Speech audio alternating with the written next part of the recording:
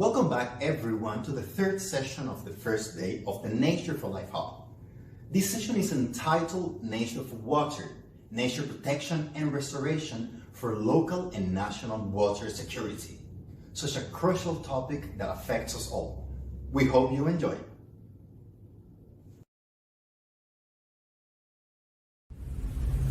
I am water. To humans, I am simply just there. I'm something they just take for granted.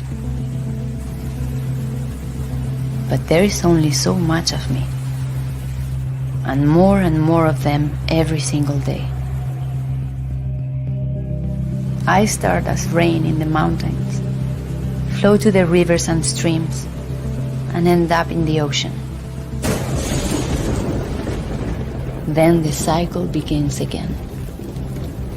And it will take me 10,000 years to get back to the state I'm in now. But to humans, I'm just water, just there. Where will humans find me when there are billions more of them around? Where will they find themselves? Will they wage wars over me, like they do over everything else? That's always an option. But it's not the only option.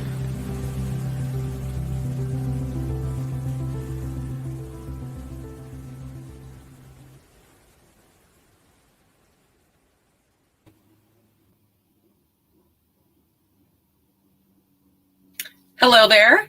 I am not water, nor am I Penelope Cruz. I am your moderator for the next hour. My name is Kelly McEvers, and I'm a radio journalist for NPR. I want to welcome you to this session on the role of nature in preserving our water. I just want to say that when I heard the question Penelope as water posed in that clip, will humans wage wars over water? I couldn't help but think about my own experience covering the Middle East and the Syrian civil war. A war that, of course, started for many complicated reasons, but one reason we now know that people rose up in the first place was drought, migration, and an unequal distribution of resources. It's because of that experience that I got involved with The Molecule That Made Us, a documentary series about water. And when I first started on that project, I was surprised by how much even the most informed among us can take water for granted. Let's take a look at a clip.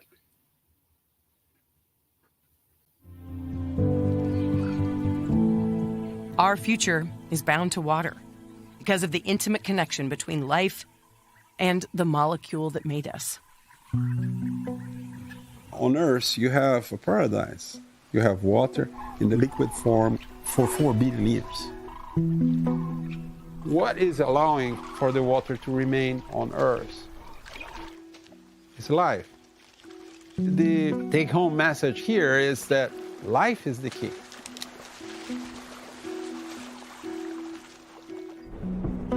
The pulse of water moving across the Earth is the very thing keeping our planet alive. But that pulse is changing because of us. And you don't have to be a scientist to realize what's at stake. Even though our human world is vulnerable to these changes, what fascinates me is how resilient nature can be if we give it a chance. I realize now it's not the water I was taking for granted, but where it comes from. It's nature we need to fight for as if our lives depend on it. Because they do. Our lives depend on it. That is why we are here today, to make that connection, to understand that water issues are also people issues, that we are inextricably bound to each other. As we look forward to 2030 and work toward the global sustainable development goals, we have to ask ourselves, how can we work with nature to preserve our planet?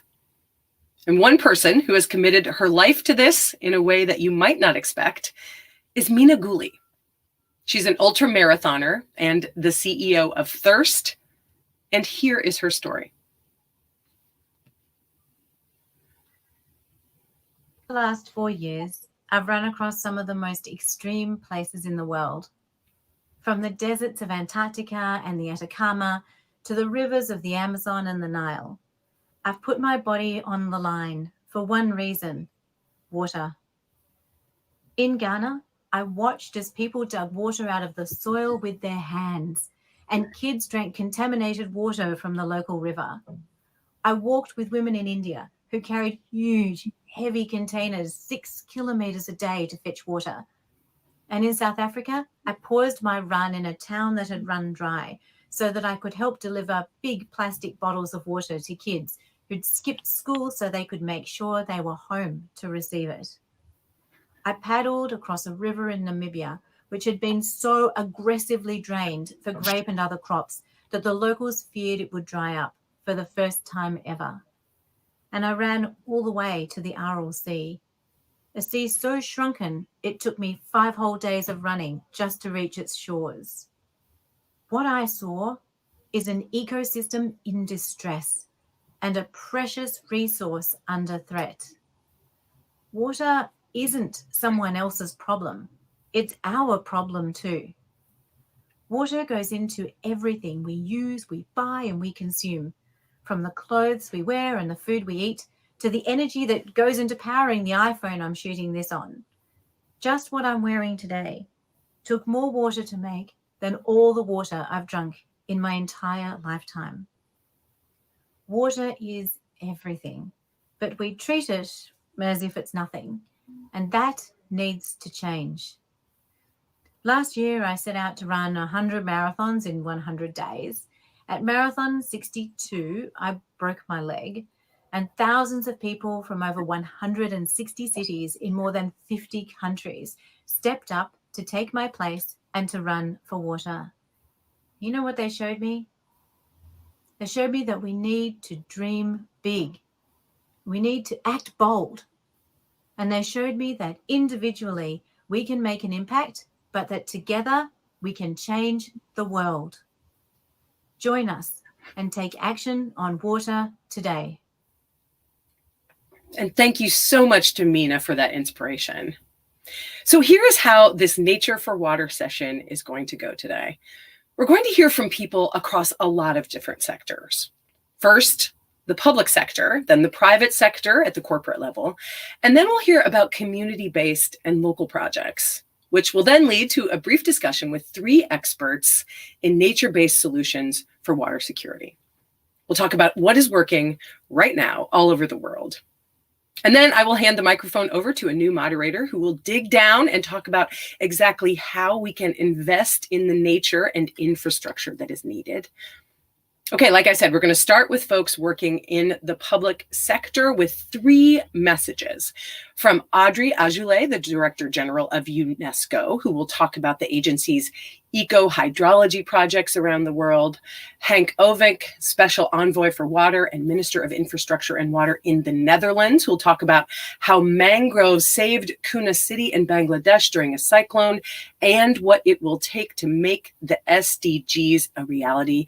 And finally, we'll hear from Wade Crowfoot, California Natural Resources Secretary, who will talk about how his state is learning from other places on how to face drought in the future. And we're going to start with UNESCO. Excellencies, ladies and gentlemen, the hydrological cycle teaches us that water is finite. Water melts, evaporates, condensates, and circulates, but it is not created. Human demand for water, however, is far from finite. As COVID-19 has spread across the globe, this paradox of finite resources and growing demand has been brought into sharp relief. Yet, even before the pandemic, water security was a decisive issue for the life and health of billions of people. Too many, often the poorest, lacked access to clean water and sanitation. Many women and girls missed out on education due to insufficient hygiene facilities or because they needed to fetch water from distant sources. With climate change, this situation could quickly become a downward spiral. Global warming will have a lasting impact on water access, both in terms of quantity and quality. The 2018 World Water Development Report, which UNESCO published on behalf of the UN Water family, focused on this link between water and ecosystems. It called on countries to harness the potential of nature-based solutions, to ensure adequate water supplies, to support food production, and to help minimize the risk of water-related disasters. Emphasizing that nature is not a threat, but the solution to many of our challenges is the goal of today's panel. It is also the goal of eco-hydrology as it is practiced at UNESCO. Our intergovernmental hydrological program has been applying nature-based hydroecological solutions for over 20 years. 26 sites in 19 countries around the world support the development of these solutions. In Ethiopia, for instance, the Burkitu Reservoir was restored using eco-hydrological solutions. As a result, this reservoir, which has been polluted by intensive agriculture, is now an alternative source of drinking water for the city of Asela. Eco-hydrology can also be used to protect water-related heritage. In Ecuador, an eco-hydrological approach to the ancestral water system of Los Paltas helped supply water to the city of Catacocha, located in UNESCO's Bosques de Paz Biosphere Reserve. Symbolically, this project also led to the discovery of rock carvings, showing the very close ties between humans and water. Our interactions with water have shaped human history, enabling diverse cultures to evolve in phase with their environments. This elemental relationship is reflected in the words of the poet Henry David Thoreau. Life in us is like the water in a river. I thank you for your attention. The mangroves saved Khulna city, said my good friend and partner, Mr. Abir, the Chief Planning Officer of the city of Khulna, the northern edge of the Bangladesh Sundarbans, in between the Moyur and Rupsa River after the cyclone Bulbul hit the southern Bangladesh in November 2019. A great proof and live commercial, the added value of investing in nature in times of climate disasters to make us more resilient.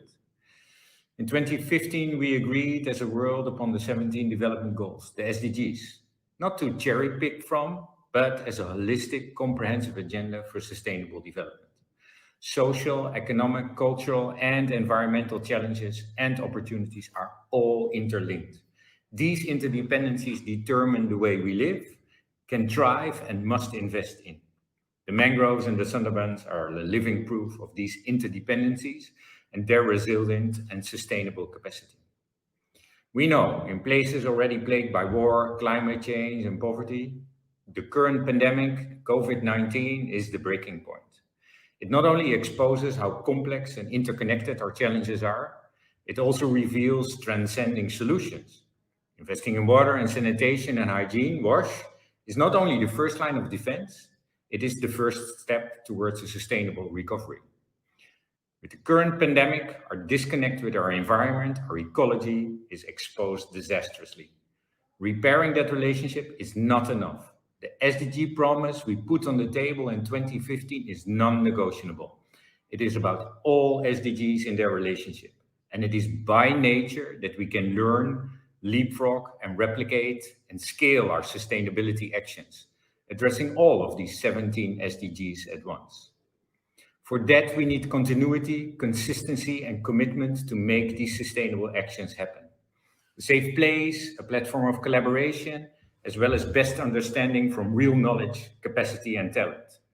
It can come from books and experts. It also has to come from indigenous and local cultural knowledge.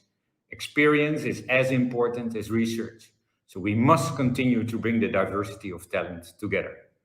The goal is to have comprehensive understanding, increased awareness across all parts of society, rather than only bringing in the expert or scientist with a model.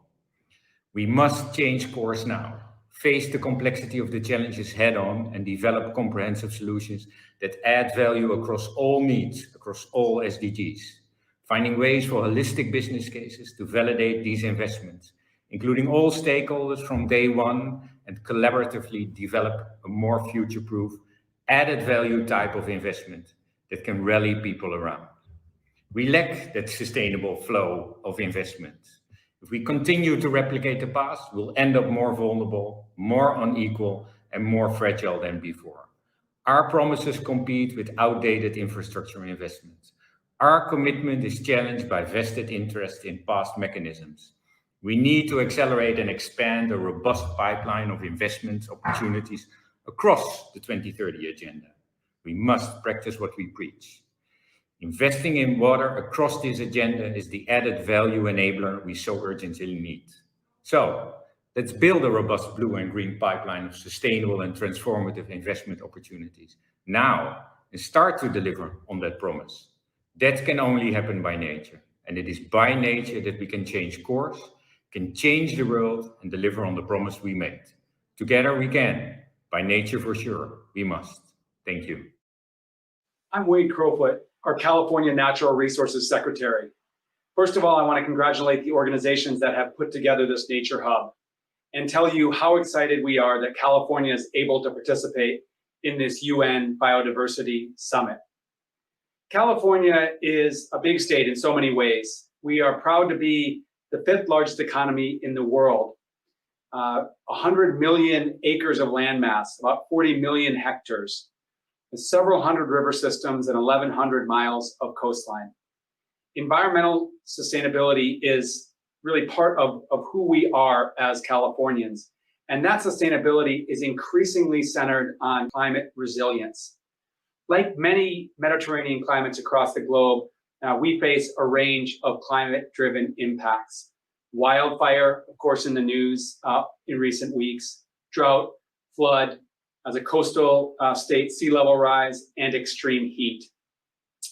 We are working to protect both our people and our nature from the impacts of climate change.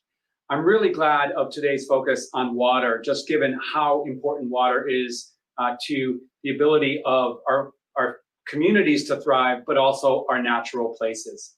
In California, we issued in the last year a water resilience portfolio, recognizing that there's no silver bullet to ensure water reliability for California's people and economy and ensure a healthy, safe place for our plants and animals, but it's really a portfolio of actions that we're going to need to pursue.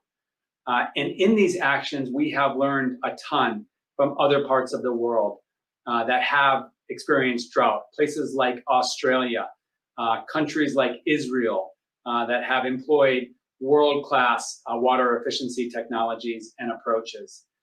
Both countries in the Southern Hemisphere and the Northern Hemisphere, there's a lot to learn. And we're excited to share a lot as well.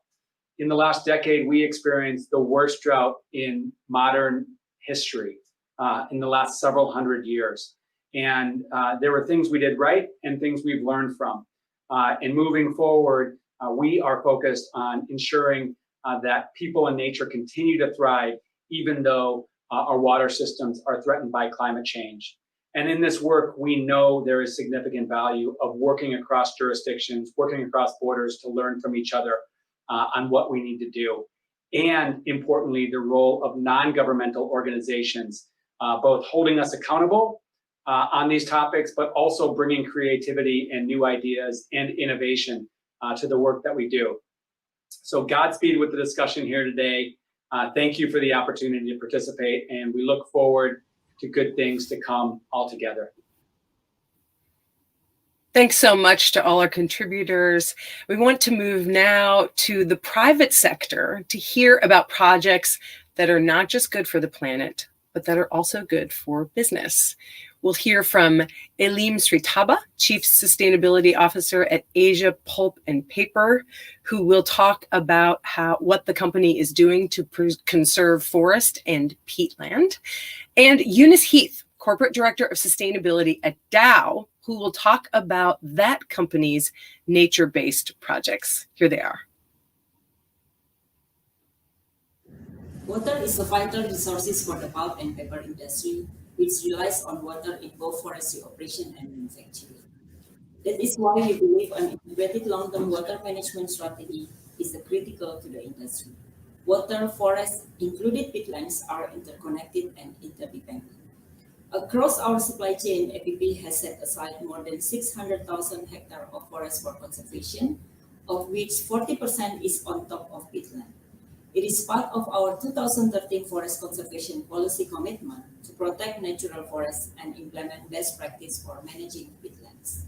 In order to do this, we need to look at water management from a landscape level. To get the information we need, we retired 7,000 hectares of plantation on peatlands so that we could conduct research into best practice for managing peatlands and water networks. For this pilot project, we involved experts from various major stakeholders to contribute to the research and to explore the use of nature-based solutions in restoration and rehabilitation of peatlands. The appeal of nature-based solutions is how they provide elegant answers to sometimes complex challenges. However, this solution needs practice and direct implementation, especially when faced unique issues. In our experience, they are best applied in response to chronic issues where there is sufficient runway for this solution to mature and scale. Where urgent intervention is required, complementary solutions may need to be rolled out alongside. Our sustainability focus is on ensuring that existing natural forests remain protected and that vulnerable peatlands have sufficient water to support biodiversity. This is important as healthy peatlands and forests contribute to the long-term water security. But behind each challenge is also an opportunity. We recently conducted a study to better understand the carbon impact of our commitments. The results showed that through to 2020, we could avoid 70% of carbon emission compared to business as usual. This comes mostly from the prevention of forest fire and peatland decomposition by practicing peatland management best practice across our operation. This shows how water plays a critical role in addressing some of our most pressing issues, and that there is so much more than can be accomplished when the various stakeholders work together.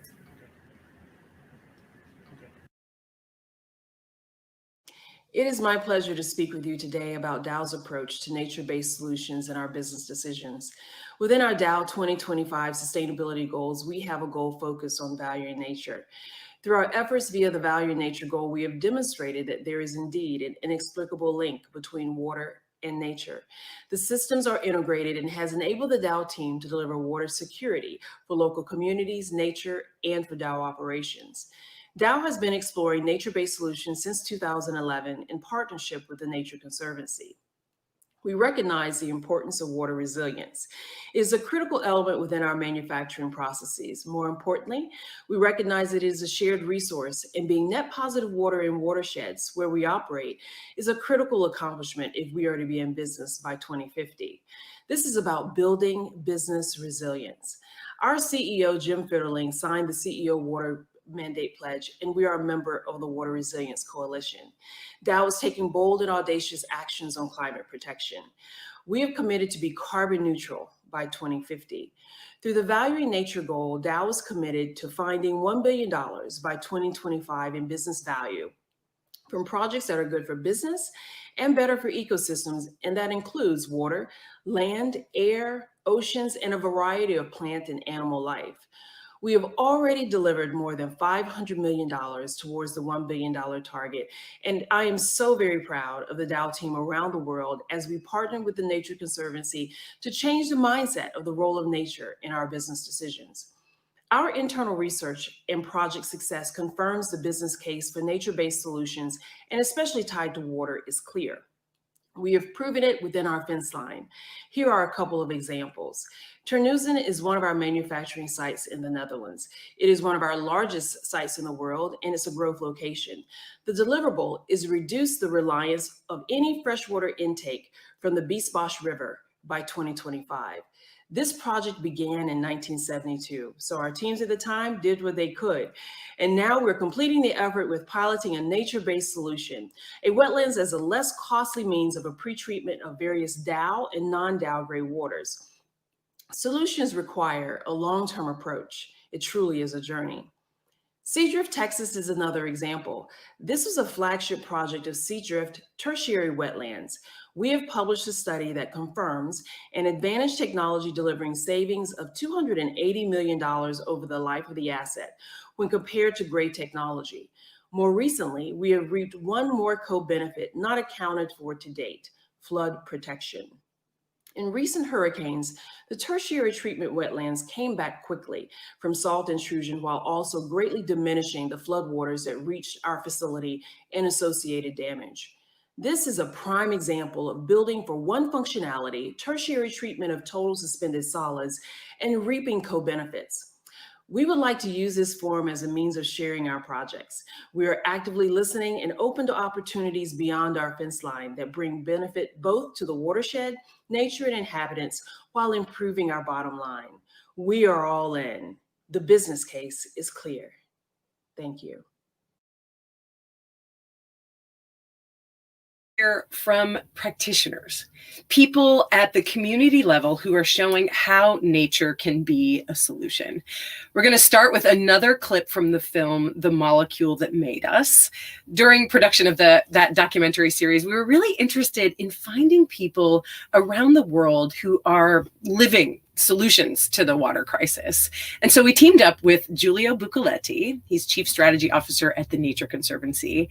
And one place he was really interested in looking at is New York City, where many would be surprised to learn that it is a model for sustainable water infrastructure. Let's take a look.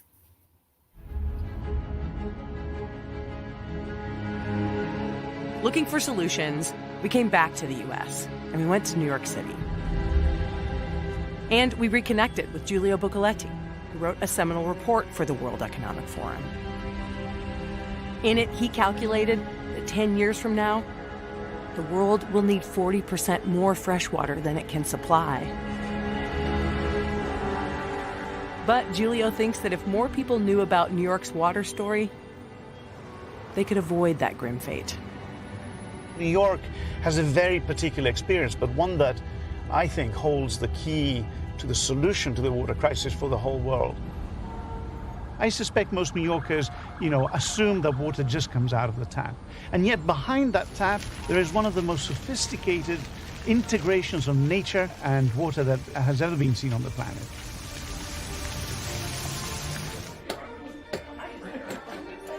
Giulio took us to meet the CEO of WaterAid America,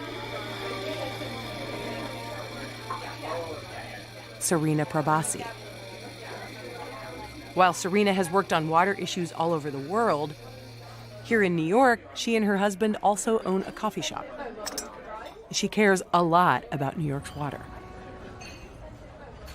Water is the lifeblood of our business. There is no good coffee without good water. So you work for WaterAid, and what do you think people imagine when they think about the water crisis? People have thought about the water crisis as something elsewhere. But now I think there is more understanding that the water crisis is all around us. So New York had a proverbial fork in the road, right? And had to take one option rather than the other. In the 80s, the water was getting very polluted. Mm-hmm. And in the 90s, I think there was a real strategic decision to make of how the future of New York City water would be handled. One way could have been a bit more business as usual, invest in infrastructure. And this we're talking about treatment works, right? Treatment plants. Treatment, filtration, right. Technology, high cost, I think $6 billion. Definitely a more energy intensive approach. And what about the alternative? And the other option was to really look at where the water is coming from. Because where the water was coming from was the Catskill Mountains.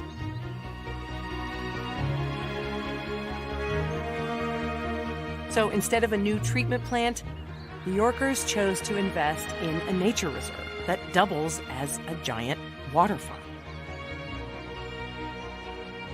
The water is being filtered by trees. This natural environment serves like a sponge, holding the water. A forest replaces heavy industrial infrastructure with the added benefits that the place runs itself, maintenance-free, and supplies 90% of New York's water. for New York City. It was a radical choice for the time, but it was going back to something that has been working for millennia. The water cycle belongs to nature. In a way, it's the most simple of answers, back into nature. Find the answer back at the very beginning, from the ecosystems that we came from, and yet it can support one of the most modern societies on the planet.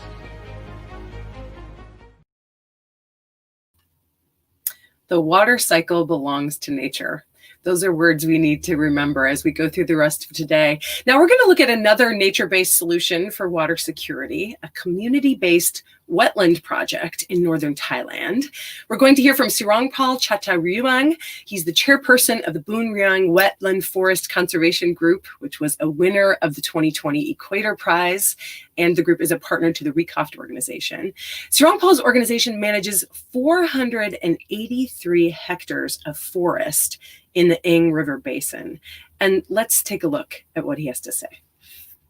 ผมนายทรงพลจันทเรืองประธานกลุ่มอนุรักษ์ป่าบุญเรืองแล้วก็แห่งตำแหน่งก็คือประธานของน้ำตัวนี้ก็คืออันดับแรกก็จะมองหันว่าเป็นเข้าสีเขียวนี่เพราะเข้าสีเขียวเนี่ยต้องการน้ำเพราะน้ำมาจากไหนก็ต้องมาสองแหล่งจากเขาตรงนั้นแล้วก็เขาลุงนี่เพราะน้ำจะไปล้วงมาช่วงที่นี่ลงไปตีน้ำอิงแล้วก็สูบน้ำอิงย้อนก็มาใจในนาสองฝากนี่ถ้าเปรียบไปกับเหมือนหม้อข้าวหม้อแกงวันนี้ก็เปรียบเหมือนซุปเปอร์มาร์เก็ตดีๆนี่เองพออย่างน้อยเขาได้กินได้ใจเมื่อเขายี่ห้านาเขาก็ต้องมีข้าวมีป่าแล้วก็สามารถไปขายเป็นเงินเป็นทองลูกหลานได้ทำในเฮียนมีรถมีลาขี่มีบ้านมีจ่องอยู่กันงบประมาณนี่ส่วนมากจะบ่มีคือบริหารจัดการอย่างชั่วโมงนึงเขาเคยตั้งไว้สมมุติว่า80เขายกยอดขึ้นมาเป็นถึงเป็น100นึงแต่ต้องทำความเข้าใจร่วมประชุมกับผู้ใจนำทุกคนคือขึ้น100เอาส่วน100หรือ20นั่นน่ะมาบริหารแม้กระทั่งยาซ่อมแซมของ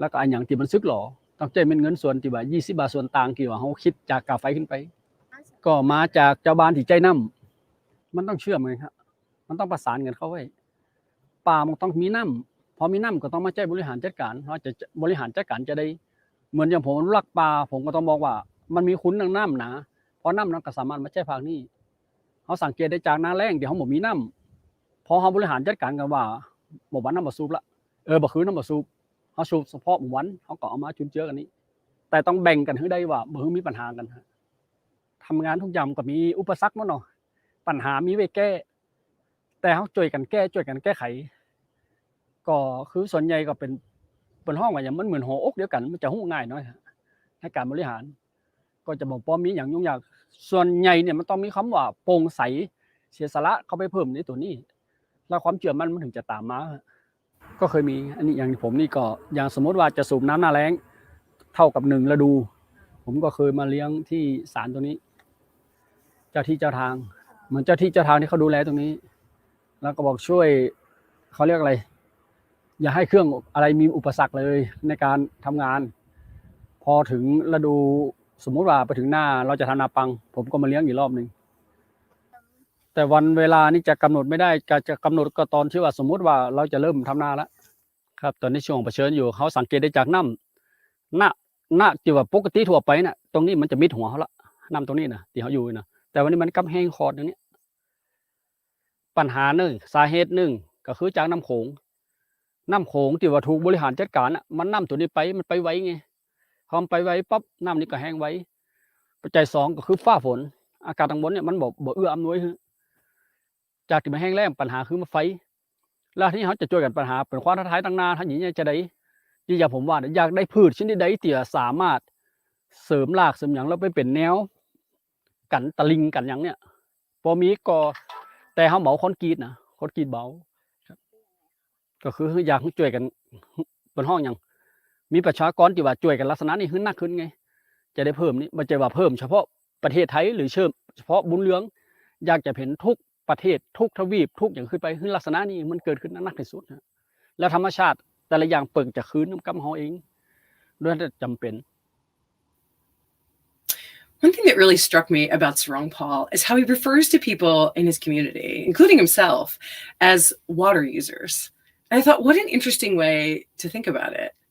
because it acknowledges our responsibility in all of this, right? We don't just get this stuff by magic. We are the stewards, and we as communities can do better. In Kenya, the water users we will be hearing from next are farmers on the Tana River, and we'll see how they are working to protect the water that eventually flows into Nairobi.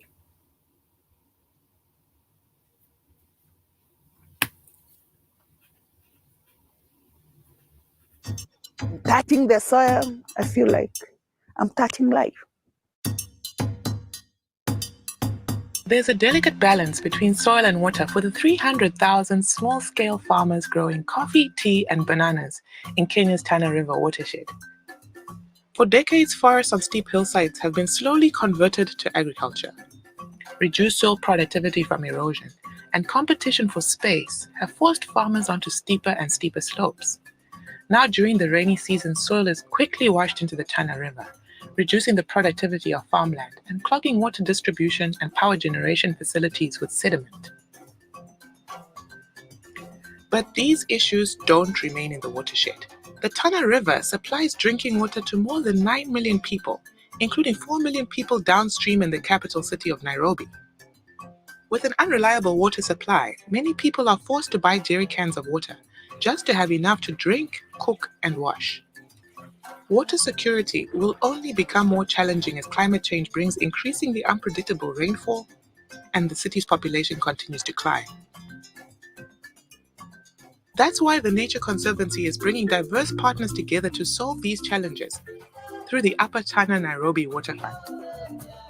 Water funds are founded on the principle that it's cheaper to prevent problems at the source than it is to address them further downstream.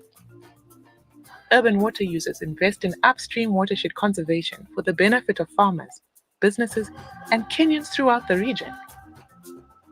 In the Upper Tana watershed, the Nature Conservancy and its partners are working with more than 25,000 farmers and are on course to reach 50,000 farmers by 2022.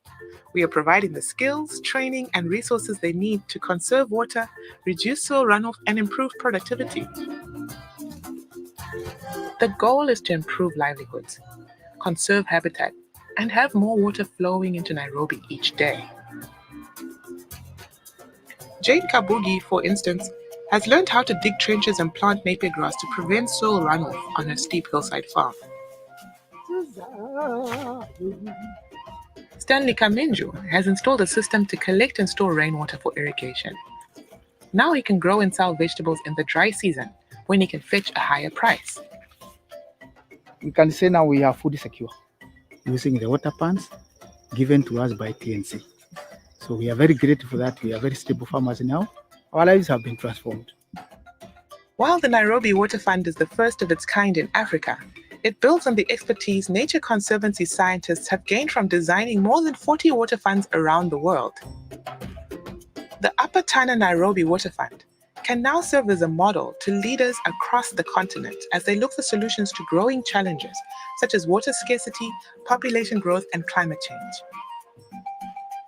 By investing in and protecting our sources of water, we can make a lasting difference for people and nature in Kenya and across Africa.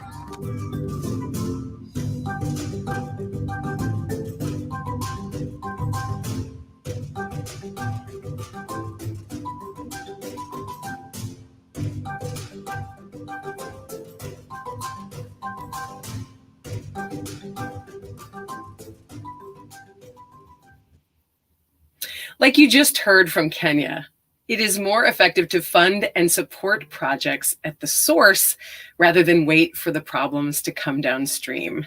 Which brings us to our next section for some conversation about how such projects can and do work on the ground. We have three experts in nature-based solutions for water security. We have Ulrike Sapiro, Senior Director for Water and Agriculture at Coca-Cola, Dr. Kate Brahman of the University of Minnesota, and the coordinating lead author of the IPBES Global Assessment, which found that if we don't find a way to slow down the increasing loss of biodiversity, our own survival is not guaranteed. And we have Stuart Orr, who manages the freshwater team at the World Wildlife Fund. Welcome to all of you. Thank you. Great to be here. Thanks. So I just want to start out with a question that I want to pose to all of you. Thinking about some of the examples that we've just heard, some of the statements that we've just seen, what is one experience that you can talk about from your work where nature was integrated into water management? And Ulrike, we'll start with you. Thank you, Kelly, and great to see you all. Well, I couldn't have had a better prompt than the last video in talking about this, because you might have seen in the last frame a mention of the Coca-Cola Foundation supporting the Nairobi Upper Tana Water Fund. And it's more than just putting a label on a last frame in a video. Part of the work that we do that together with partners is to build some of those rainwater harvesting ponds that we've seen in the video, actually 2,800 of those over the course of the years of the project. And also helping to seed new trees. 50,000 seedlings are going to be deployed across that area to stop the sedimentation. So that's really where the last story comes to life. But it's also part of a bigger picture for me. And the bigger picture is that this work, this one particular project, is part of about 300 projects that I have currently on my books that are called replenishment projects. And it goes back to a commitment we've made and we've met for the last 5 years, is to replenish all the water that we use in our products and their production globally. And that adds up to 300 such projects worldwide that is every year are contributing to giving back water to nature and communities. And I looked just this morning that 200 of those 300 projects, about 230 are ones that really dedicated to work with nature and through nature in achieving that replenishment. Overall, 250 billion liters a year. So huge amounts of water that are being captured, stored, cleaned through that work. And I have a particular, of course, I have my favorites, some of them because of I've been visiting them, they're particularly quirky. Some of them tell a particular story about partnerships. Some are really huge in scale and make an impact. But the one that I will go back every time as an example that is closest to my heart is the one on the Danube. And the reason is it was the first one that I've been involved in 12 years ago to start building. It's international, goes across 6 countries. But the main thing is it's coming back to me to bring to life what nature-based solutions are, because you need to have a real clear picture in your mind. And the Danube project and replenishment that we actually started with WWF all those years ago is still going and is making a huge impact. Well, thanks so much. And Kate, to you. Well, we looked at lots of projects of this kind when we did the IPBES report. And what we were really trying to do was a global assessment to look at what does this look like around the world. And I think of these nature-based solutions and these projects as what are sometimes called bright spots for the future. So we definitely see it when things go wrong. We see places where there's flooding, we see places where there's drought, and we're starting to see places where people are working with nature. And I really appreciated how some of the videos, the speakers talked about a portfolio, because really what we see is that there's all different kinds of approaches. They're often quite local. Some of them really reach back to indigenous knowledge of how we can do management of the landscape with nature for water in order to take advantage of that water. And it's something that's really exciting to see. Stuart, what about you? Examples from your work. Yeah, absolutely. I think what we're learning and what we're hearing here is that there's a lot of experience out there and there's amazing projects. I think certainly for those of us who've been working in water for the last 20 years, these restoration projects are part and parcel of what we've been doing. So around the adaptation agenda as well. I think, as I look at across my network, I see a number of really amazing projects. But I think that where we have done the best is where we've been able to really link it to a societal problem, where we can show that actually by doing this is not just benefits for nature, but also benefits for people and communities, etc. And that helps to get people to pay for it, of course. But I think that it also really gets the greater buy-in and, of course, the scale that we need to get to. I agree with Ulrike that the work at the Danube is really impressive, and I think that the scale is great. I also think that when you go there and you see how nature has returned and how people are benefiting from the interventions, I think it's really, really satisfying. But we've seen similar work we've done in the Yangtze, bringing back the sort of the floodplains of the Yangtze River and allowing farmers to also expand their livelihoods. Invasive species removal in South Africa. There's so many examples, many like the one that I saw in the video from Thailand. Really incredible work out there. And I think the challenge now is to learn from them and get them up to a level which we can really replicate and scale. Yeah, Kate, I was interested in something you said about sort of a portfolio and this idea that land and water management isn't some kind of burden, but it's actually a benefit to people, that a portfolio of projects can be a benefit to people. How do you get that across? You know, how do you get that across to managers, that message? We just have to keep talking about it.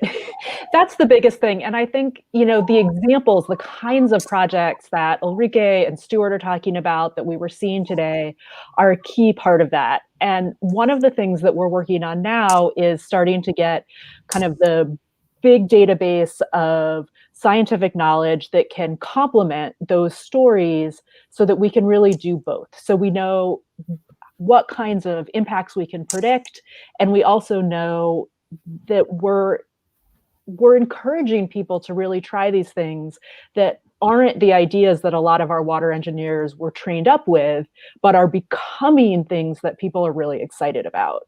So you can have something to point to and say, here's how it worked here, here's the evidence, here's the data. Ulrike, you know, we heard people saying that, you know, let's make the business case for nature-based solutions, right? It's good for business. That must not always be the easiest case for you to make also when we're talking about making the case. Is it a hard sell sometimes?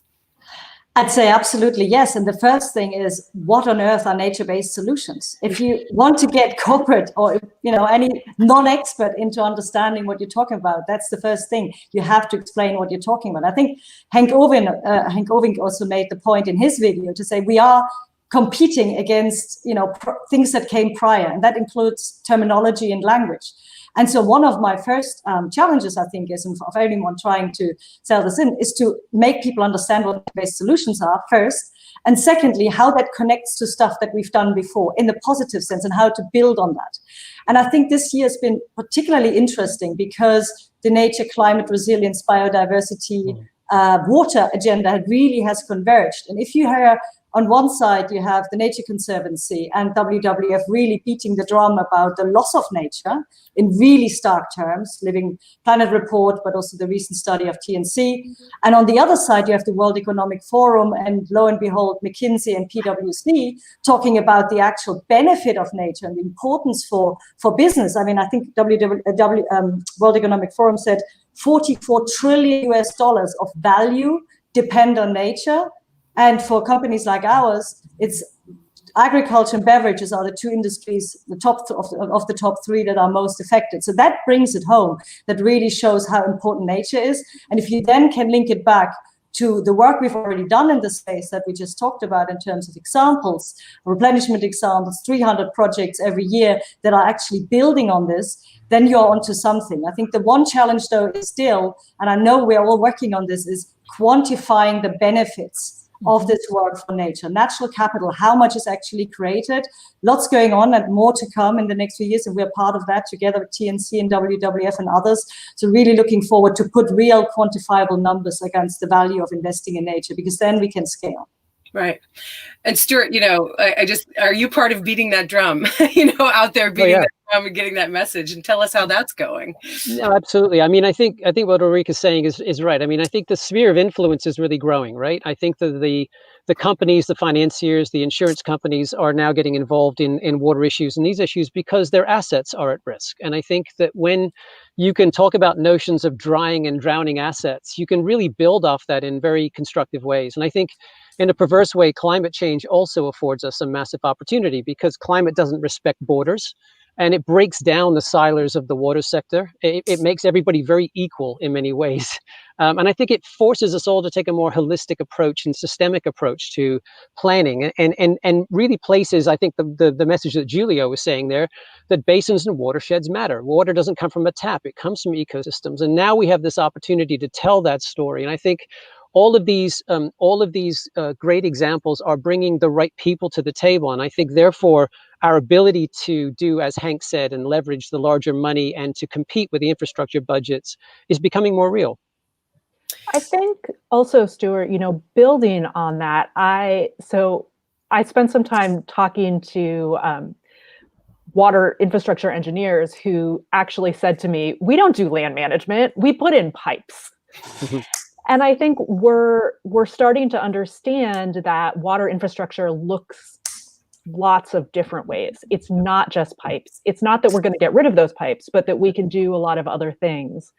And Ulrike, like you were saying, we need to continue to define what these natural infrastructure projects look like. And one thing that's important to remember is that when we build pipes, we're always doing something active.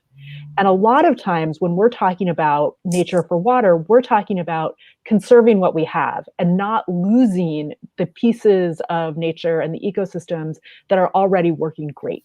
And that makes them a great investment. Right, but if you're an engineer, you're like, what am I going to build? Like, what's the thing I'm supposed to make? And you're like, no, just save the thing that's there, is what you're saying. Yeah, I wanted to ask all of you about scale. All these we've heard so many great examples, so many great ideas today. How do you then take that and do it bigger? And what are the challenges with scaling things out? Who wants to go first? Yeah, I'll take a stab. I think scale is the big one, right? I think it's the thing we're focusing on. And I think that we have to recognize that there are enabling environment questions. So making sure that the governments have the right policies that can accommodate this. I think to your point and Kate's point, it's not going to be suddenly we all shift to NBS. This is going to be a world of gray and green infrastructure. And I think that we need to be better at that. But I think that also affords us an opportunity where we can start to bring them together in landscapes. And I think, again, if we can start to think at the landscape scale, and if we can start to think about the multiple kinds of investments that can be made, water reuse, clean tech, pipes, but also wetlands, et cetera. We talk a lot about blended capital. I think we need to be talking about, blended projects and get away from this idea of single asset investment. And I think this is where a lot of the adaptation financing is going. So if I look at something we're involved in, which is the Dutch Fund for Climate Development, I mean, we're trying to service the need out there, which is building, as Henk said, this pipeline of opportunities that really look at blending the bankable with the non-bankable and seeing what is possible. We've got brilliant, financial minds we're working with. Let's figure out new financial products and assets that we can create that make the things that aren't currently bankable. We need to also be thinking about financing the things that nobody wants to finance, the water management structures and the enabling environments. But if we're clever, if we leverage the money correctly and get away from cherry picking large, single asset investments and get into more landscape, I think we can do it. Yeah, and if I can just perhaps build quickly on Stu, I mean, you rightly raised governance and finance as the two key ingredients for scale. There is, from a corporate perspective, I'm sure we have a huge opportunity. It's 2020. And we have a decade ahead. This is the decade of action, and many companies, including the Coca-Cola company, we're resetting our strategies. And if you look at what we're all doing, is we are really focusing in and prioritizing the areas, the geographies, the landscapes that matter the most for our operations, for our business, for our markets, but also for the supply chain. And this focus and prioritization will drive a lot of opportunity to create scale and impact. The second piece that we all understand is we cannot do it on our own. We have to do collective action, and collective action platforms. I think Mrs. Heath from Dow has mentioned the Water Resilience Coalition is a platform under the CEO Water mandate to bring companies together to actually figure out how to work more together. The water funds of TNC are another very practical and proven example. We're also members of the 2030 Water Resources Group under the World Bank. So a number of really relevant collective action platforms that if we get more members in, more partners, we can really scale it up. And I'll just complement that from the geeky science perspective to say, when Ulrike says we need to figure out how to quantify this, that's both an economic problem, but it's also a hydrologic problem. And we've spent a lot of time and a lot of money measuring exactly how well pipes and dams and built engineering waterworks work. And we haven't spent money at scale to look at how nature-based solutions for water work. And I think there's lots of things that we don't need more science for. We know they work great. But as we try to quantify these things more and more, putting in more measurement and more evaluation alongside these projects is going to be a huge win and help us continue to scale them up. Okay, one last question. We're going to do sort of a lightning round. I want each of you to just tell me one thing that you're really excited about going forward. Oh my goodness. I am genuine. I genuinely am. I mean, I think that some of the things I've just mentioned, I think the shift into building pipelines of things that we can then put on the market and move this debate forward, I think is absolutely thoroughly exciting and new. And I think it's a dynamic space. And I welcome other donors and others who are listening to join that effort. I think it's a really exciting prospect. Awesome. We're just working on actually quantifications for nature-based solutions in our European projects, so really quantifying the natural capital. And I will reach out to Kate to let her comment on the methodology and see what we can do there. So I'm excited about that. Well, I was going to say, I'm really excited to see this transition from academic hydrology, which people have been doing for a long time, into landscape scale. Let's make this work for companies and nonprofits and cities, and really putting that knowledge base to work for people. Thanks so much to the three of you, Kate Brahman, Ulrike Sapiro, and Stuart Orr. Really appreciate the conversation today. Thanks so much. Thank you. Thank you. And so now we know how important nature is to solving the water crisis and making a more sustainable world for all of us. And we have seen examples of how this is working all over the world. And we've just started talking about investment and scale and how to make these things real and how to take it from the world of study to the world of reality. We've got a team of experts who are going to take us further into that nitty-gritty, talk about investment, how to invest in all of this, how to make these ideas become real. And with that, I'm going to leave you and hand over to my colleague, Sophie Tremolay. But first, we will start with a short video from the city of Athens. I just want to thank you so much for being with us today.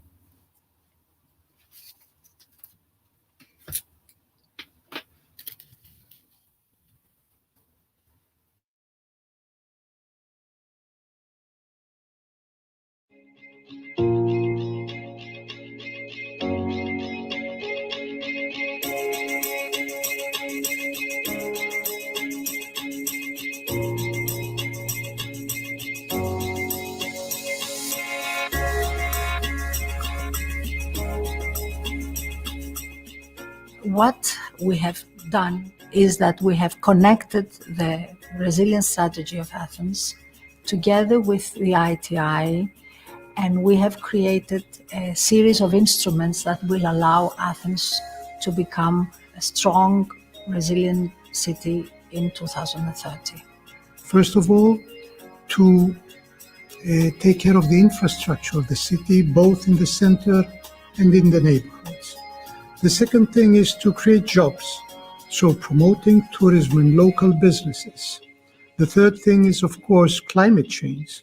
So that has to do with the energy efficiency in the buildings and with the various innovations that we have to maintain in the city infrastructure. The resilience strategy of Athens is a very important project for us, and it's an important strategy for the city. And we are supporting Athens municipality through a framework loan of about 55 million euros, which will generate investments of around 200 million euros. The general idea is that during our second term is to provide the city with a holistic program with secured funds and technical assistance, not only to implement this project, but to upgrade our technical services, to gain experience from that. We are assisting the municipality through the European Investment Advisory Hub, and we are supporting them through two separate technical assistance assignments. One is under ERBIS, the other one is under NCFF, the so-called Natural Capital Financing Facility. We are very proud that now we go to the neighborhoods and we tell them that at last we have this thing that can be done, this new park, this new school for the neighborhood, many things that were scheduled to be done but could not be accomplished until today.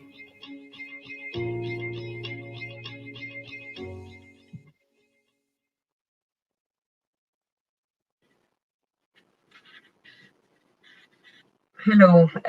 Well, thank you, everybody. Thanks for joining this last part of the session, which is focusing on how we can mobilize additional funding and financing for nature-based solutions. My name is Sophie Trémollet. I'm the Europe Water Security Director at the Nature Conservancy, a large environmental NGO working on specifically these issues. How can we mobilize investments in nature-based solutions? And we do so in Europe, but also across Africa, in Dakar, in Cape Town, in Mombasa or Nairobi, or in Latin America. So my personal experience is that whereas we can see an increase in financiers looking for opportunities in natural capital, there's still a dearth of projects that have been prepared and that can attract this natural capital.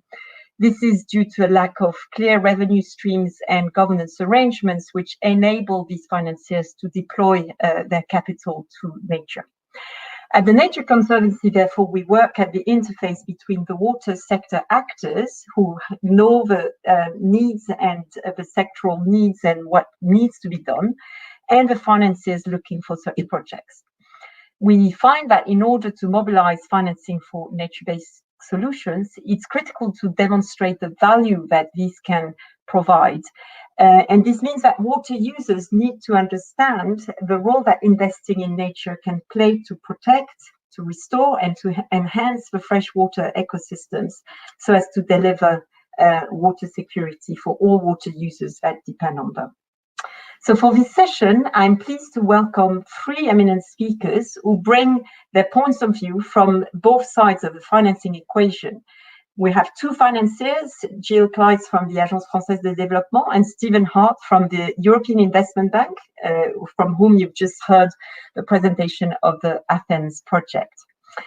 So I would like to introduce Stephen in the first place and to ask of you whether you think water users are adequately understand the contribution that nature can play to strengthen water security, and whether they are prepared to pay for strengthening these natural systems. And second, if you could give us some specific examples where the IB has been engaged, where this has been possible, to show us what the opportunities are and what obstacles you found, how you've managed to overcome these obstacles in order to mobilize capital. Stephen is the coordinator of the Natural Capital Financing Facility at the European Investment Bank, which, as its name indicates, mobilize investment for investment in natural capital. Stephen, over to you. Thank you. Hello, just checking. So sound's going through, yeah? Yeah. Great. Okay. So no more introductions. I think you made the introductions. Okay, look, the thing to understand is that people have a completely visceral reaction to water in the first place. You know, we're presented with this clear liquid and it's about trust. There's a lot of, say, feelings involved here. And the way people think about water is that it is a natural product. And the way we see it is that, say, utilities and service providers evoke, you might say, the natural origins of water and often downplay many of the technical aspects. You see that most clearly, for example, I mean, in some cities, you even see fairly closed loop systems. You might have wastewater upstream and water supply downstream. But we as human beings tolerate this in a way because there's a natural step. And bear in mind, you know, water systems are, in a way, a parenthesis in a large water cycle. Most of what we rely on for water is nature already. So consumers fundamentally accept the idea of water as nature, and in fact, they're very open to, you might say, expenditures and investments in that natural aspect, and nature being involved in in the water cycle. And what we see is that utilities invest a lot in that trust building with their consumers. And it's really through that trust and that role as the special role that utilities play that we see enormous creativity, in fact. You see water companies effectively going into nature protection with the acceptance from their customers. They can go into areas that maybe no other people are working in. For example, often with surface water management in cities, you see utilities moving first into those areas. Because they have the capabilities, they have the financial power, they have a revenue source, and they're accepted in the community. And in a way, the whole chance that we have here is that the customers accept this. So let's not underestimate their willingness to pay for this. And when you're working with cities or utilities, there's already an underlying revenue model that is long-term. You're talking large space, long time, so you can capture so many of these say difficult to monetize benefits within that framework.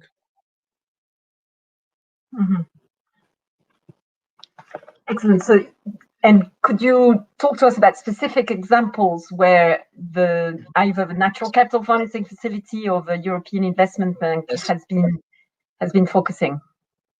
Well, EIB is say 90% of activities inside the European Union, but we also have a lot outside. So let me mention just a few examples. I mean, the Dutch water sector is very interesting. In many ways, it's kind of on its head. They can't keep the water out.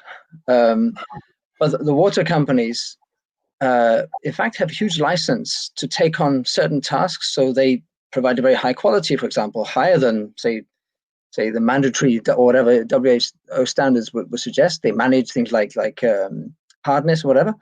But for example, some of the water companies also manage effectively nature reserves because they're in their catchments. And because they communicate with their customers, there's a willingness to pay. People accept that. In the UK, of course, you have a lot of front-runner utilities doing catchment management. They go into do green infrastructure into kindergartens, schools, and the roads, because they have the revenue model to support it. They have a regulator that accepts it. So you have an environment where if you can make the case, then it will be accepted and passed through as a legitimate investment. We have another case, the South Belgian Water Company, SBGE, that we're working with now under the NCFF. They have decided to invest in sort of low-cost treatment methods, but in many small communities. It was the only way they could cost-effectively reach out to small communities using basically rebed systems that are fairly low cost. Why? Because they want to improve the river quality so much that the pearl mussel can reestablish. Now, to do that, you have to go way beyond regulatory requirements, but with the acceptance of your customers. And this is the key.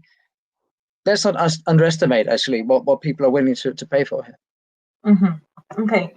So perhaps I could move to Gilles Kleitz now from the Agence Française de Développement, who's the Director for Water, Agriculture and Biodiversity.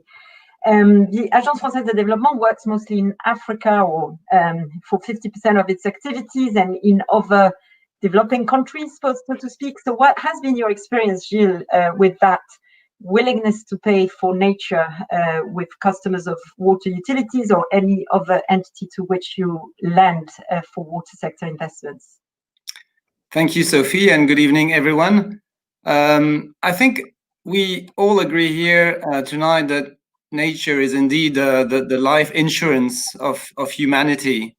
But very practically, as you ask, I mean, this means that nature should be investable, bankable, that people should agree to pay for its services. And I think this is especially true for fresh water, the ultimate source of life, of health, of resilience. So at AFD, while we advocate for nature-based solutions, we know that these solutions still have to find their way among public development banks. And this is a big issue because if you put public development banks together, we invest more than $2 trillion per year. That is 10% of the global investment. And at AFD, the water and sanitation sector is about 1 billion per year. And despite our very active promotion of nature-based solution in that sector, despite of our effort as well to bring nature solutions together with climate solutions, nature-based solution in the water sector only still represent about 10% of this 1 billion. Just to illustrate a bit what we do practically and answering your question on how, our practical experience. In the wastewater treatment sector, we have quite a few very successful experiences in the West Bank, in Lebanon, in Morocco, in Tunisia, where we finance series or single reed bed filters as environment-friendly solution for small communities up to 5 to 10,000 inhabitants. Around Lake Victoria as well, AFD is financing sanitation and rehabilitation ponds in conjunction with wetlands and lakeshore protection. And in both cases, what we have found is that the land availability, well, of course, in the West Bank, for example, but in other sectors, rural and urban, and ownership of the land is a key constraint that really has to be taken into account in these nature-based solutions for water. With watershed production for drinking water, which is another sector where we have quite some experience, especially with TNC, with the Nature Conservation and AFD, we work together in order to promote water funds for such watershed protection, for example, in 2 pilot areas, Mombasa in Kenya on the Moache River, and in Dakar, Senegal, with Guer Lake. In such situation, one of the difficulties we have met is really to bring together various stakeholders, not generally directly involved in implementing the corresponding infrastructure projects, such as water conveyance and treatment, dams, etc. And bringing these actors together is indeed an effort, but is as well an interesting co-benefit when we're successful. And indeed, such approaches offer multiple co-benefits, such as strengthening social coherence, improving agricultural practices, and forest protection, as well as biodiversity and climate gains. And finally, flood protection as well is indeed an area where we have quite a number of experiences, such as in the Dominican Republic, for example, where we used increased biomass and vegetation to buffer the effects of floods. But overall, coming back to the constraints, I think we face a number of constraints that require solving if we want to scale up. And I think better technical and context-specific performance standards of nature-based solution is essential, and sometimes we are still missing them. We need an active dialogue with consultancies on the performance of these nature-based solutions. And I think, again, in some contexts, it is still lacking, and the general offers of these consultancies is more in the sort of gray infrastructure area. We as well have found that we need really more rigorous and tested financing models for nature-based solutions, which have their own requirements, timing, and sort of results calendar, if I may say. And then policy environment is key as well, and dialogue with obviously public operators and ministries is key to make sure that we create an enticing and favorable environment for nature-based solution.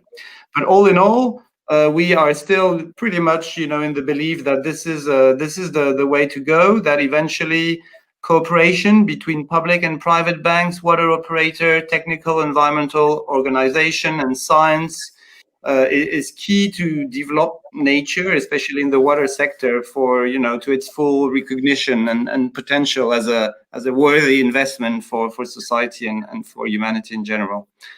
Mm-hmm. Thank you.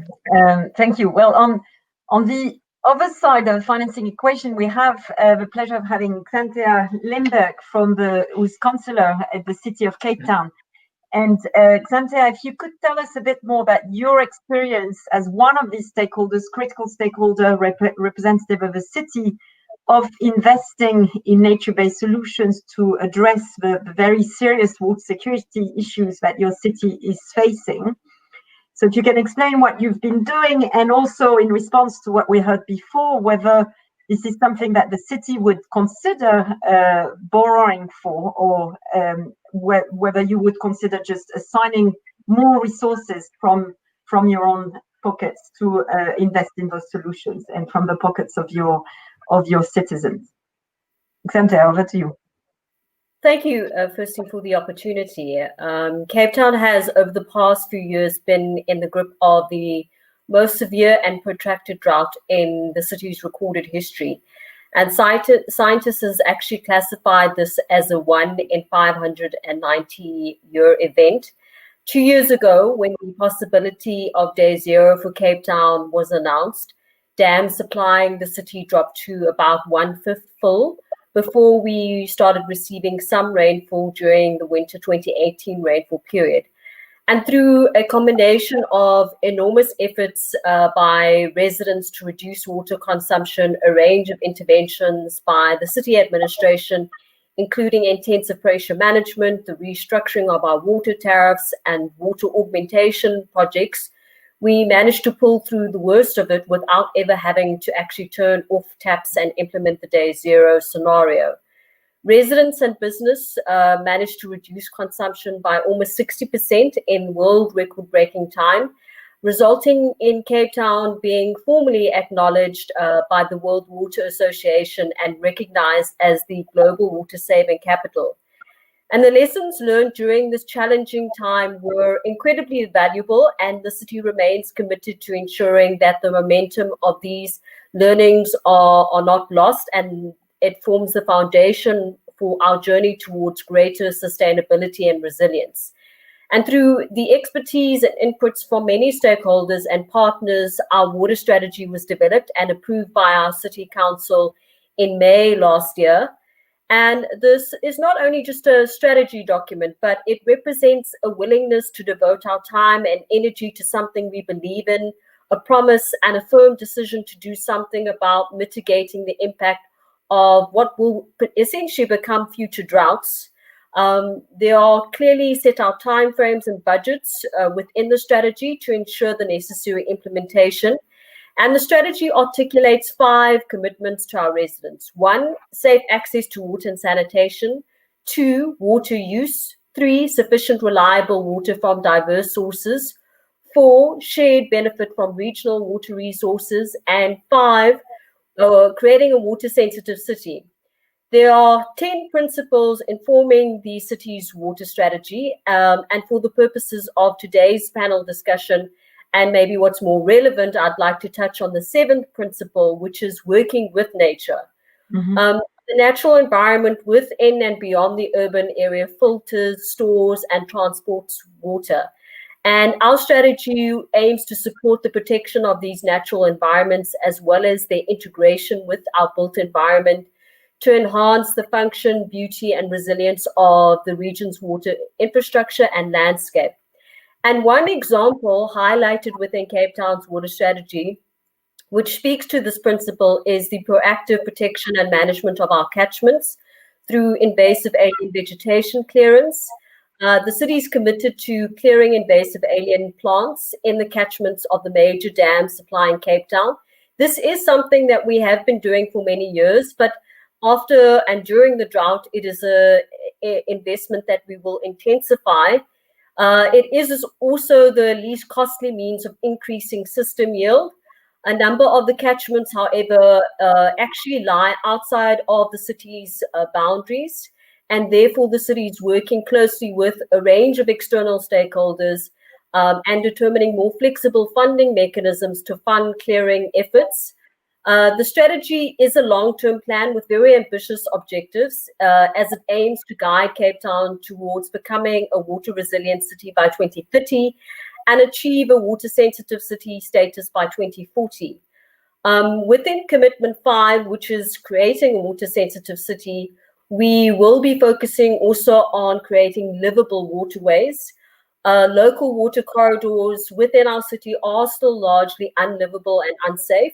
But we believe by transforming these through interventions such as biofilters, creating networks of canals controlled by communities, these green and blue corridors could be invaluable for cooling Cape Town and cleaning riverways. And this initiative will both engage citizens and build social cohesion, and most importantly, have the potential to create safe, green and recreational spaces. Water-sensitive cities, we acknowledge, are both a process and a destination. It's a multi-dimensional and complex process of transition. And so the city will aim to model the future form of our built environment and our natural environment to inform our plans using a scenario-based approach. We believe that a city that safeguards itself against water risk is characterized by a shared accountability. We also believe that residents form a crucial role in our strategy and our journey. And therefore, we've titled our water strategy, Our Shared Water Future.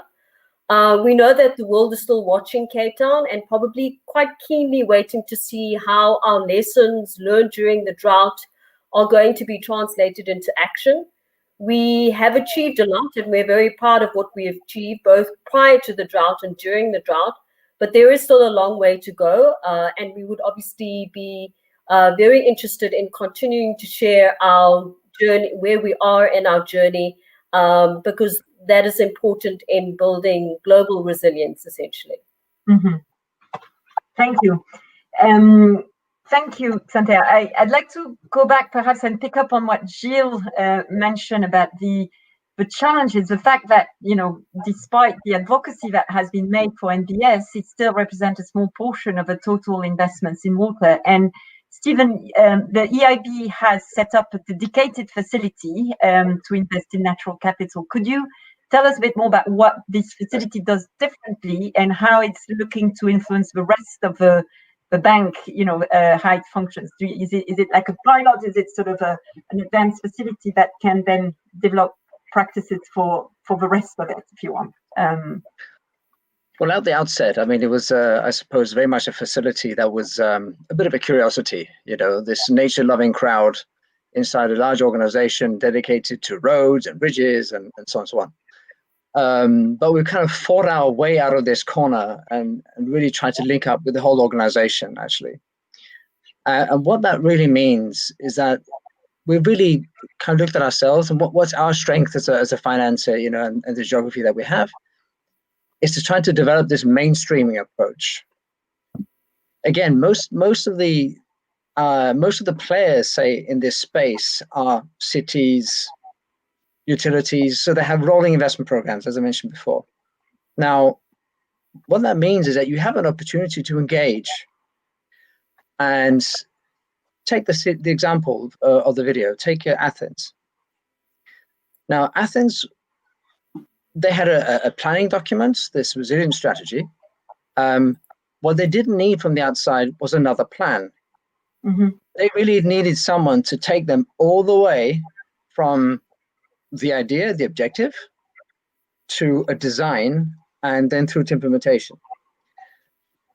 So what we really learned is you've got to stick in effectively within the regulatory framework that they have, you know, the planning documents, and then find the opportunities there and translate it into something new. So we work with our clients to find alternatives, to do more, to do better. Often biodiversity is about attention to detail and quality, in fact, and to accelerate things, right? So this whole mainstreaming approach that we're now deploying, you might say, throughout the bank, we're piloting this, and what we wish to do as we go forward into, say, the next few years, especially the new financial perspective, the European Union, is actually to build on this whole mainstreaming approach and to make it stronger. Mm-hmm. So patience and creativity are quite key, no, in this context, as you outlined. And I think, Gilles, I'd like to go back to you because, as Stephen and a number of you have mentioned, I mean, a key funding source for that is water tariffs, right? We already have a revenue stream, hence the emphasis on working with this municipality or water utilities, but often they don't want to pay for everything. So what do you think could be complementary funding streams apart from tariffs, which enable this kind of different investments to take place? What are the tools that we can use and be creative about? So, sorry, Sophie, could you repeat the question? I didn't actually get it. How can we fund these investments in NBS apart from water tariffs as a source? And you work across, you know, agriculture, biodiversity. Are there other funding streams that can be mobilized in order to finance these solutions, which are out of the box, if you want, for a water investor? Yeah. Sure. I mean, the beauty with nature, the beauty with nature-based solution is really co-benefits. Co-benefits means that you can look for different types of values. There is indeed the value of the money and the willingness, the value, sorry, of the water in terms of, you know, willingness to pay. This is one. But to complement this, we have a number of co-benefits that we can actually value. Creating recreational areas that produce some revenues in terms of access, creating carbon revenues as well from watersheds that are replanted with forestry, you know, are some avenues that we would definitely be looking at in nature-based solutions. One of the key issue as well is you know, how nature-based solutions compare in terms of cost effectiveness with gray solutions at different scales. So there is as well the possibility, I was mentioning some small units for small communities, and we think and we believe that cost efficiency at this scale for nature-based solution is actually excellent. And so the nature, I mean, the funding needs at this scales are as well usually smaller, both in terms of actual investment and then in terms of maintenance and running costs than grey infrastructure in many instances. Cost savings is actually a key consideration, right? Because you can save and yeah. Okay, thank you very much. I think it was a great session. Zante, I'm afraid we won't have time to go back to you because we need to close the session. So on this, I will hand over to Andrea Eriksson Quiros from the Nature Conservancy to close the session. Thank you. Thank you. Thank you so very much. I want to, first of all, thank our wonderful moderators, Kelly McEvers and Sophie Tourmalet, and the incredible speakers and contributors to this session. So many of them are people that I look up to in the field, and I've learned again so much today. So thank you, I'm grateful. Let's just step back a moment and just start at the top of the session again and how we heard the voice of water, who clearly says, we need her more than she needs us. And in fact, there's a lovely quote, Albert Szent-Györgyi, who's a Hungarian scientist, says, water is life's matter and matrix, her mother and her medium. There is no life without water. And so I think that we've heard that so clearly, and Director General Azoulay and Mina gave testimony at the top of our session about how critical the crisis is for water, that water is finite, and yet our needs are not, and they are growing, and our ability to live on this planet has got everything to do with how well we manage this balance into the future. What we heard were great bright spots, and so in the case studies, in the comments from corporate leaders and cities and public sector leaders all around the world, is there are bright spots, and we have a lot to be hopeful about. But there are challenges. There are the things that still stand in front of us. So we heard quite clearly like quantifying the benefits, having a clear case for support, making sure that we see these things that between gray and green together. There's not really a world of water security if we don't combine those efforts together. The policy and the enabling environment, and we heard from Henk Ovink, there are vested interests in how things have worked in the past, and we need to recreate a future that works better for us in a more secure water future for ourselves and for nature. So I found that was really fascinating all the way through these sessions was how much we heard the spiritual voice, the trust, the confidence, even from our last very technical session talking about financing and how we're going to pay for this, is that it's so much about the trust and the value that people place, both in working together to solve these problems, but also in the value of water and how nature can support our more secure water world. And so I wanted to reflect that one of the most inspirational moments was the call to action that we heard from the community effort in Thailand.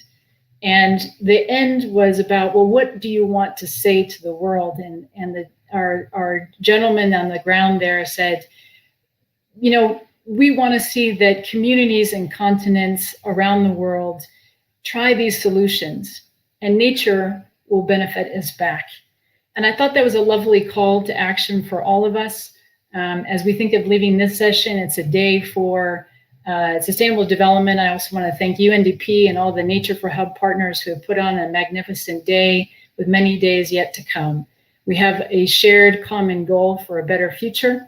Let us restore, regenerate, recommit to nature. And I wish you Godspeed in that journey and good health. Thank you so much for joining us today. Thank you so much to our distinguished speakers and panelists, and of course to our audience. We are so thrilled to have you here. Please join us again in a few minutes to tune into our last session of the day, Nature for Prosperity. You can find all sessions on the official UNDP Twitter account at UNDP Live and at natureforlifehub.org. Stay tuned for more.